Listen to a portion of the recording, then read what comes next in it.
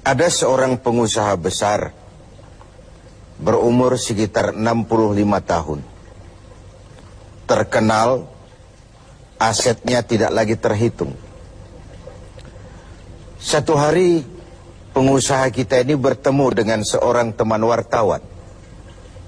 Terjadilah dialog. Sang wartawan bertanya kepada pengusaha kita, "Pak, umur Bapak berapa tahun?" "Umur saya? Iya, paling sekitar 7 tahun. "Loh, 7 tahun? 7 tahun. Anak Bapak berapa orang?" "Satu." "Satu saja?" "Satu saja." "Harta Bapak berapa banyak?" "Ya, paling sekitar 10 sampai 15 juta rupiah saja."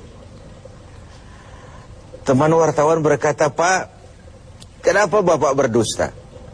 Bapak orang terkenal, pengusaha besar, punya biografi. Kami tahu umur Bapak 65 tahun. Kenapa Bapak bilang 7 tahun? Anak Bapak pun banyak. Kenapa cuma bilang 1? Harta Bapak, aset sudah tidak ternilai. Kenapa Bapak bilang cuma 10 sampai 15 juta rupiah saja?" Senyum agak getir, sang pengusaha menjawab, "Kau benar, Nak. Umur saya kalau jumlahnya sih memang 65 tahun. Tapi dari 65 tahun umur saya itu, rasa-rasanya baru 7 tahun yang ada artinya di sisi Allah. Baru 7 tahun sujud saya benar. Baru 7 tahun saya laksanakan perintahnya, saya tinggalkan larangannya. Sisa umur yang lain habis kelabu warnanya, penuh dosa dan keingkaran. Saya katakan umur saya coba 7 tahun. Anak, kau juga tahu anak saya banyak. Tapi dari sekian banyak anak ini, rasanya cuma 1 yang akan jadi buah hati, belahan jantung, pelanjut cerita, penerus sejarah, anak soleh yang akan mendoakan orang tuanya. Yang lain susah diurus anak saya itu." "Oh gitu toh." "Iya." "Mengenai harta, Pak, kau juga benar. Harta saya, aset saya sudah sulit dihitung lah. Pabrik di mana-mana, di tiap bank hampir ada deposito saya.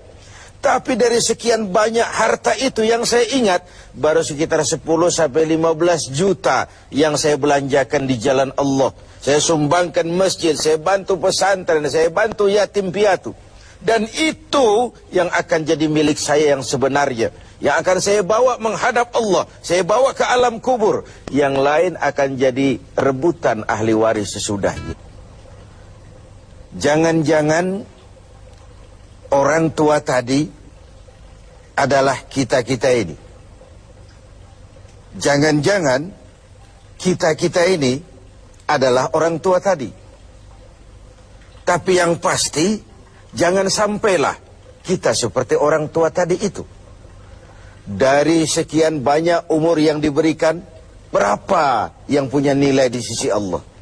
Dari sekian banyak anak titipan Allah kepada kita, berapa yang akan jadi anak soleh, buah hati, belahan jantung, pelanjut cerita, penerus sejarah?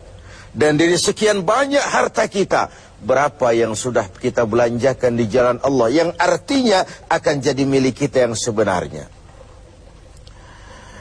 Banyak ketidakadilan yang terlepas dari pengadilan dunia. Sering orang-orang yang berbuat kebaikan tidak mendapat perlakuan yang pantas di dunia ini. Sering kehidupan jadi rancu. Yang benar dikhianati, pengkhianat dibenarkan. Yang tuntunan dijadikan tontonan, yang tontonan malah dijadikan tuntunan. Untunglah ada akhirat. Bukan sekedar melepas diri dari ketidakberadayaan kita menghadapi sistem. Tapi cermin bahwa tidak satu ketidakadilan yang bagaimanapun kecilnya yang terlepas dari pengadilan dunia akan terlepas juga di pengadilan akhirat nanti. Inilah keadilan. Karena itu pada jumpa kali ini saya ingin menyampaikan sebuah hadis tentang apa yang harus kita pertanggungjawabkan di hadapan Qadhi Rabbul Jalil nanti. Sebuah hadis menyatakan, "Lan tazula qadama 'abdin yaumal qiyamah hatta yus'ala an arba'i khisalin. Besok di hari kiamat tidak akan bergeser telapak kaki seorang hamba sebelum ia dimintakan tanggung jawab terlebih dahulu tentang 4 persoalan. Apa yang 4 itu? Pertama, an umrihi fima afnahu. Umur yang diberikan kepadanya akan dimintakan tanggung jawab kelak. Di mana umur itu dihabiskan? Diberikan umur 30 tahun kah, 40 tahun, 50 sampai 70, 100 bahkan. Sejak kita akil balik sampai ajal datang merenggut nyawa, di mana umur itu dihabiskan? Kita sering main-main, padahal waktu berjalan terus. Kita sering lalai dan lupa, padahal malaikat maut tidak pernah lalai dan lupa. Seorang Nabi Yakub alaihissalam, seketika akan ajal, beliau menanyakan, kalau saya ajal kenapa tidak diberitahu lebih dahulu? Kata malaikat maut, sudah diberitahu. Loh, bagaimana caranya diberitahu? Perubahan yang terjadi pada fisik kita adalah pemberitahuan. Uban yang bertabur, mata yang mulai lamur, pendengaran yang mulai kabur, itu semua pemberitahuan agar kita mawas diri. Umur akan dimintakan pertanggungan jawab. Di mana umur itu dihabiskan? William Shakespeare memang pernah bilang, waktu hidup itu singkat. Tahu-tahu baru saja zuhur, tahu-tahu sudah asar. Baru saja asar, tahu-tahu sudah maghrib. Yang kemarin anak-anak, tahu-tahu sudah punya anak. Tahu-tahu, dan tahu-tahu. The time of life is short, kata Shakespeare. Waktu hidup itu singkat betul. Namun waktu yang singkat akan terasa ada manfaatnya kalau kita bisa memanfaatkannya dengan yang sebaik-baiknya. Apalah umur panjang kalau cuma untuk menimbun dosa dan kesalahan. Lebih baik umur yang panjang tapi untuk mengkoleksi berbagai kebajikan. Inilah makna ucapan Nabi, khairukum man tala umruhu wa hasuna amalu. Yang terbaik di antara kamu orang yang panjang umurnya dan banyak juga kebaikannya. Umur ini yang sering kita berleha-leha menghabiskannya untuk sesuatu yang tidak punya nilai, kelak akan dimintakan tanggung jawab di hadapan Allah Azza wa Jalla. Lalu yang kedua, wa an syababihi fima ablahu. Masa muda, pernah diberikan umur muda. Di mana dihabiskan umur muda itu? Hura-hura atau untuk sesuatu yang bermanfaat? Dahulu ada seorang selebritis lah kalau zaman kita sekarang. Namanya Ibrahim bin Adham. Namanya Malik bin Dinar. Namanya saja sudah Malik bin Dinar, Raja bin Uang. Hidupnya jet set. Satu malam dia mengadakan pesta di rumah mewahnya. Datang seorang pengemis, bertanya kepada penjaga pintu, siapa yang punya rumah ini? Bos saya. Iya, Malik bin Dinar. Oh, orang kaya? Orang kaya. Selebriti? Selebriti. Dia hamba apa orang merdeka? Dia orang merdeka. Kalau hamba bagaimana bisa pesta sehebat ini? Orang tua itu senyum lalu bilang, sampaikan kepada bosmu Malik bin Dinar, dia memang orang merdeka. Kalau dia hamba bukan seperti ini pekerjaannya. Dia orang merdeka. Dilarang tidak terlarang, dicegah pun tidak tercegah. Merdeka dia memperturutkan hawa nafsunya. Kalau dia hamba Allah, bukan begini pekerjaannya. Menghabiskan waktu untuk pesta, hura-hura, sesuatu yang tidak ada gunanya. Ini disampaikan kepada Malik bin Dinar, dia tercenung mendengar orang tua yang misterius itu. Malamnya dia bermimpi kiamat datang.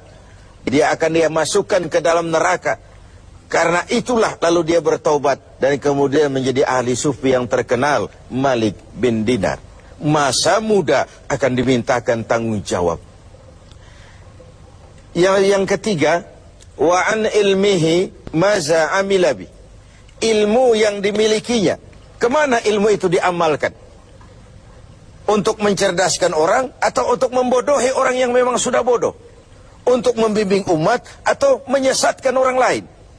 Agar hamba menjadi hamba Allah atau agar orang menghambakan dia? Ilmu akan dimintakan pertanggungan jawab. Yang terakhir, wa an malihi min aina iktasabahu wa fima anfaqahu. Kita akan dimintakan tanggung jawab tentang harta kita. Dari mana harta itu didapat dan kemana harta itu dibelanjakan. Perhatikan yang terakhir ini.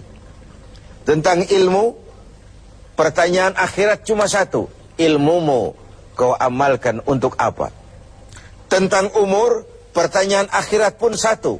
Umurmu kau habiskan di mana? Tentang masa muda, pertanyaan akhirat juga satu.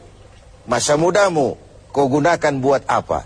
Tapi khusus tentang harta, pengadilan akhirat bertanya dua. Hartamu kau dapat dari mana dan kau belanjakan kemana?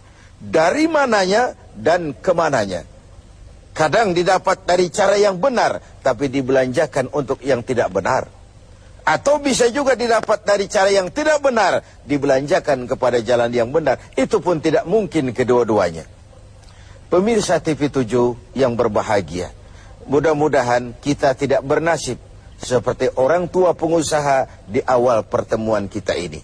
Semoga kita menjadi orang yang bisa mempertanggungjawabkan baik umur, masa muda, ilmu pengetahuan, dan harta yang dititipkan Allah kepada kita. Tidak satupun yang akan luput dari pengadilan akhirat.